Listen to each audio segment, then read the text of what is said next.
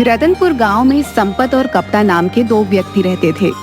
रतनपुर गांव के करीब के जंगल में एक डायन का आतंक था। रतनपुर गांव के बहुत से लोग उस जंगल में गायब भी हो चुके थे। संपत और कप्ता उसी जंगल से गुजर रहे थे। अरे कप्ता भाई, हमें शॉर्टकट रास्ते से नहीं आना चाहिए था। यहाँ से जल्दी चलो। सुना है यहाँ पर लोग रहस्यमय तरीके से गायब होते हैं। ये जंगल बड़ा ही डरावना है। अरे मेरा चेला होकर तू बुज़दिलों जैसी बातें कर रहा है। अरे कप्ता भाई, पिछले ही महीने सुखिया चाचा का बेटा इसी जंगल से लापता हो गया था, जिसका सुराग आज तक नहीं मिला। तुम तो वैसे भी 9 महीने शहर में बिताते हो और 3 महीने गांव में बिताते हो। तुम्हें क्या पता गांव में क्या चल रहा है? अबे तुम गांव के गवार क्या जानो शहर की आमदनी के बारे में? हैं? तुम तो बस सारा दिन मुंह उठाए गांव में फिरते रहते हो। कितनी बार बोला है तुझे चेला कि मेरे साथ शहर आ जा, लेकिन तू ये गवारों वाली जिंदगी छोड़ना ही नहीं चाहता।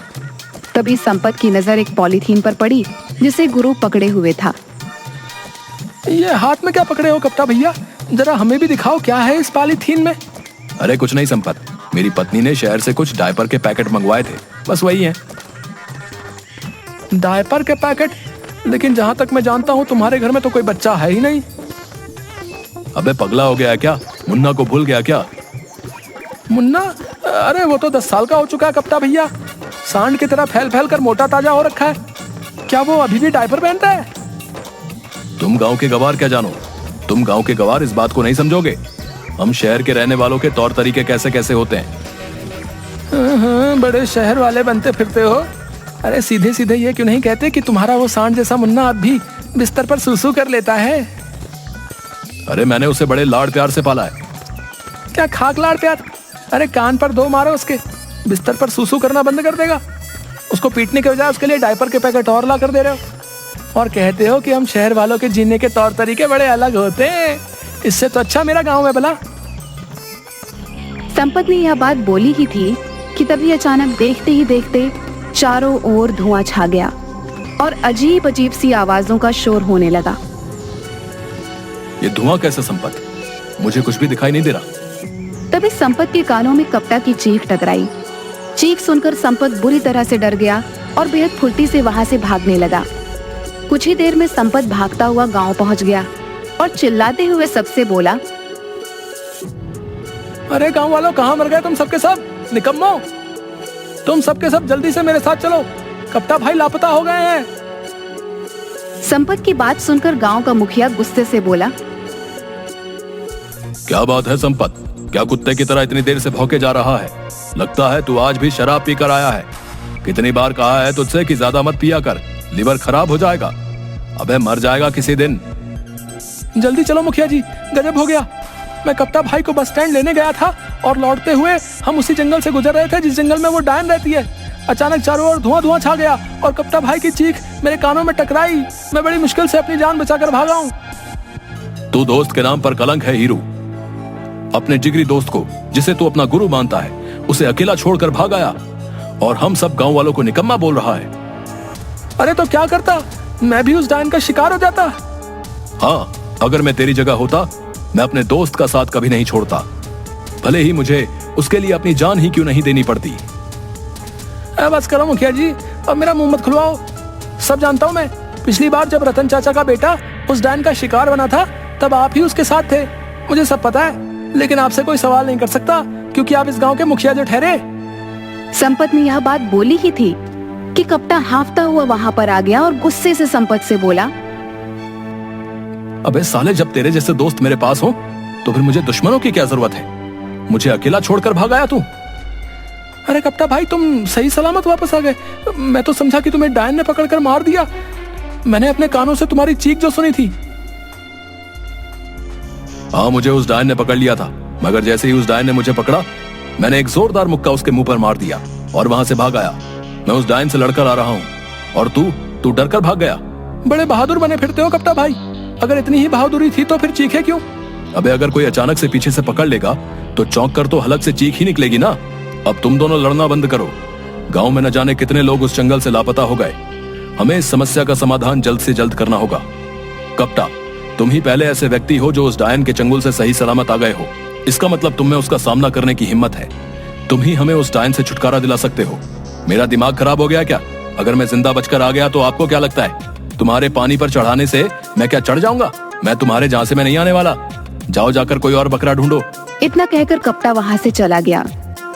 मुखिया संपत की ओर देखने लगा। दिमाग खराब हो गया क्या मुखिया जी? मैं तो खुद ही बड़ी मुश्किल से जान बचा कर आया हूँ। तुम गांव के मुखिया हो, गांव वालों ने तुम्हें चुना है, तो तुम क्यों नहीं उस डायन से सामना करने के लिए जाते? अबे अगर मैं इस गांव का मुखिया हूँ तो क्या मैं अपनी जान गवा दूं? मुखिया ने इतना बोला ही था कि तभी एक बेहद बूढ़ा व्यक्ति जिसकी उम्र करीब 100 साल के आसपास थी, लाठी पकड़े हुए लड़खड़ाता हुआ वहाँ पर आ गया और कपकपाती आवाज में मुखिया की ओर देखकर बोला, चिंता मत कर, मैंने टेलीफोन के जरिए एक बहुत पहुंचे हुए साधु को उस डायन के बारे में बता दिया है। आज रात वो आने वाला है। देखना वो साधु अपनी शक्ति से उस डायन को जलाकर राख कर देंगे। हाँ। अचानक वो बूढ़ा खांसने लगा। उसके हाथ से लाठी छूट गई और वह गिर गया।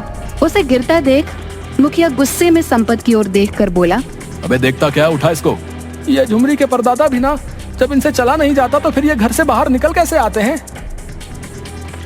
तभी अपने परदादा को ढूंढते हुए झुमरी वहाँ पर आ गई। ये तुम्हारे ही परदादा है ना? इन्हें घर के अंदर बंद करके रखा करो।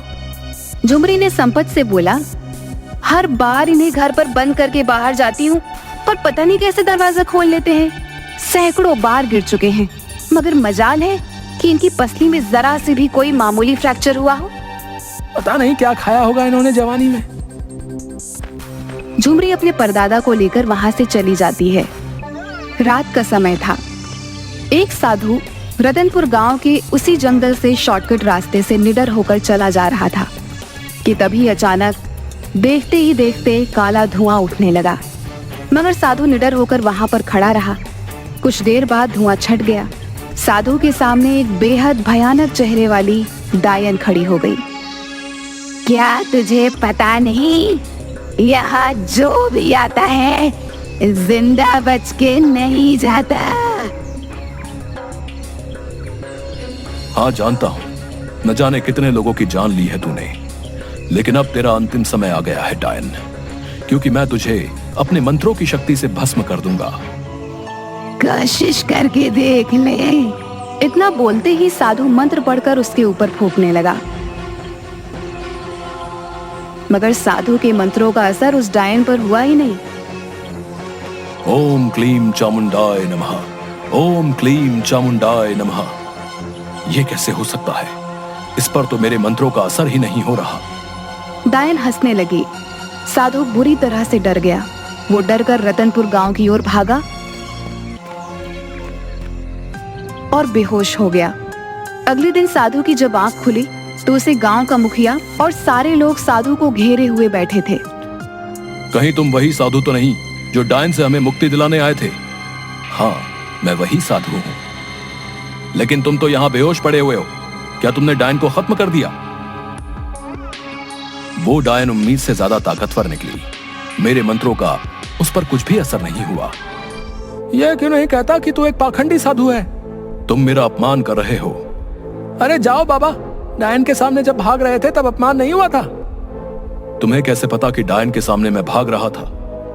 तुम्हारी शक्ल बता रही है। तभी एक पागल वहां आकर गुस्से से बड़बड़ाने लगा। तुम सब डरपोक हो। आज रात मैं उस डायन का खात्मा कर दूंगा। अरे अब ये पागल फिर से यहाँ पर आ गया, भगाओ इसे। अबे पागल कौन है तू?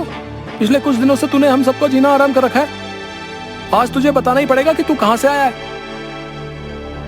पागल हो गया क्या? वो एक पागल है, वो तुझे कैसे बता सकता है कि वो कहां से आया है? उस बेचारे को तो अपना ही होश नहीं है। वो पागल बड़बड़ाता हुआ वहां से चला गया। देखना मुखिया जी, मुझे लगता है आज रात इस पागल की आखिरी रात है। सही बोल रहा है तू, ये मरेगा साला आज। अरे वो सब तो ठीक है, लेकिन इस समस्या का समाधान कैसे निकलेगा, इस बारे में सोचो। उस डायन के आगे तो ये साधु भी अपनी जान बचाकर भाग आया है। कपटा और संपत, तुम दोनों इस गांव की आन बान और शान हो। तुम दोनों की जोड़ी इस गांव में गुरु और चेले के नाम से मशहूर है। आखिर तुम दोनों इस समस्या का समाधान क्यों नहीं निकालते? क्योंकि हम कोई तांत्रिक नहीं है मुखिया जी। आपने स्वयं देखा, ये तांत्रिक खुद अपनी जान बचाकर भागा है। भला हम कैसे इस डायन का मुकाबला कर सकते हैं? तो फिर गांव के लोग ऐसे ही लापता होते रहेंगे क्या? तभी गांव का एक व्यक्ति बोला, मुखिया जी, हम पुलिस की मदद क्यों नहीं ले सकते? अबे पागल हो गया क्या है? पुलिस वाले कब से डायन और चुड़ैल को पकड़ने लगे? अगर वहां पर मुखिया जी शिकायत लेकर गए तो उल्टे डंडे मारकर भगा देंगे। बकवास बंद कर कप्ता। पिछली बार एक पुलिस वाला जो इन सब बातों पर यकीन नहीं करता था उस जंगल में गया था, जो आज तक वापस नहीं लौटा। तो फिर अब आप सब कुछ भगवान के भरोसे छोड़ दीजिए मुखिया जी, वही हम सबको इस मुसीबत से बचा सकते हैं। कुछ दिनों बाद उस डायन का आतंक इतना ज्यादा बढ़ गया कि रतनपुर गांव के लोग रतनपुर छोड़कर दूसरे गांव की ओर जाने लगे। एक रात की बात है, वह पागल बड़बड़ाता हुआ उसी जंगल में जा रहा था कि तभी अचानक एक काला धुआं उठा। उसमें से वही भयानक डायन निकलकर प्रकट हो गई और पागल की ओर देखकर बोली, जंगल में मुझे सिर्फ इंसानों का मांस अच्छा लगता है, पागल का नहीं। अरे तुझे कैसे पता मैं पागल हूँ? बेवकूफ डायन, लोग मुझे इसलिए पागल कहते हैं क्योंकि मैं दिन भर शराब पिए रहता हूँ और सच बोलता हूँ। अगर तू पागल नहीं है तो मरने के लिए तैयार हो जा। डायन की बात सुनकर वो पागल हंसने लगा। तू मेरी हंसी बना रहा है? सच तो यह है कि तू डायन है ही नहीं। अगर डायन होती तो मुझे मार देती। पागल ने इतना कहा ही था कि डायन ने पागल को दबोच लिया। अचानक उस पागल की आंखों के सामने अंधेरा छाता हुआ महसूस हुआ। कुछ देर बाद जब उसकी आंख खुली तो उसने अपने आप को जंगल की एक बंद काल कोठरी में पाया, जहां रतनपुर गांव के वो सारे लोग मौजूद थे जो लापता हो गए थे। उन सब के हाथ पैर बंधे हुए थे। उन्हीं में से एक व्यक्ति ने पागल से बोला, अबे बेवकूफ, क्या जरूरत थी तुझे यहाँ पर आने की? आज रात वैसे भी हम सबको विदेश भेज दिया जाएगा। ये सारे के सारे लोग मानव तस्कर हैं। हमारे ही गांव का कोई व्यक्ति उनसे मिला हुआ है जिसने डायन का खौफ फैला रखा है। झूठ बोलते हो तुम। मैंने खुद देखा वो काला धुआं।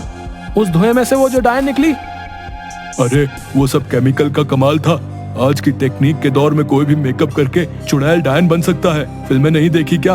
अरे यार तू तो पागल है, मैं तुझे क्या बताऊं।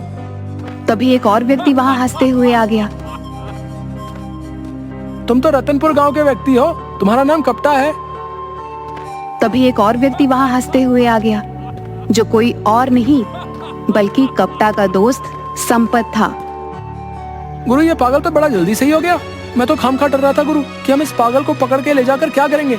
ये पागल भला हमारे किस काम आने वाला था, लेकिन ये तो सही हो गया। तुम्हारा आइडिया कमाल का था। देखना संपत, आज की रात हम इन सबको शहर शिफ्ट कर देंगे और वहां से इन सबको पकड़कर विदेश में ले जाया जाएगा। उसके बाद हम देखते ही देखते मालामाल हो जाएंगे। तुझे अंदाजा भी नहीं है संपत, हम इतने पैसे वाले हो जाएंगे कि रतनपुर गांव जैसे न जाने कितने गांव खरीद लेंगे। कप्ता ने यह कहा ही था कि तभी उस पागल ने अपनी फटी हुई जेब से पिस्तौल निकालकर एक हवाई फायर कर दिया। सब कुछ इतना जल्दी हुआ कि कप्ता और संपत अचानक चौंक गए। गुरु, इसके हाथ में तो पिस्तौल है। ये कोई पागल नहीं, ये कोई पुलिस वाला लगता है। हमने पागल समझकर इसके हाथ पैर भी नहीं बांधे। तू सही कह रहा हीरू, लगता है हम दोनों बड़ी चूक खा गए। देखते ही देखते पुलिस ने उन सबको घेर लिया। सारे पुलिस अधिकारी उस पागल को सैल्यूट करने लगे। वह पागल व्यक्ति कोई और नहीं बल्कि क्राइम ब्रांच ऑफिसर अशोक था। मुझे इंटेलिजेंस से सूचना मिली थी कि रतनपुर गांव में बहुत से लोगों की मानव तस्करी होने वाली है, इसलिए मैं कुछ दिनों पहले यहाँ की छानबीन करने के लिए आ गया था। यहाँ आकर डायन की अफवाह सुनकर मुझे पक्का यकीन हो गया कि कोई और नहीं बल्कि कोई मानव तस्कर ही होगा जिसने डायन का खौफ फैला रखा है, ताकि पुलिस और लोग डर की वजह से इस जड़ की तह तक न जाएं। और इस काम के लिए मेरी मदद गांव के मुखिया ने की।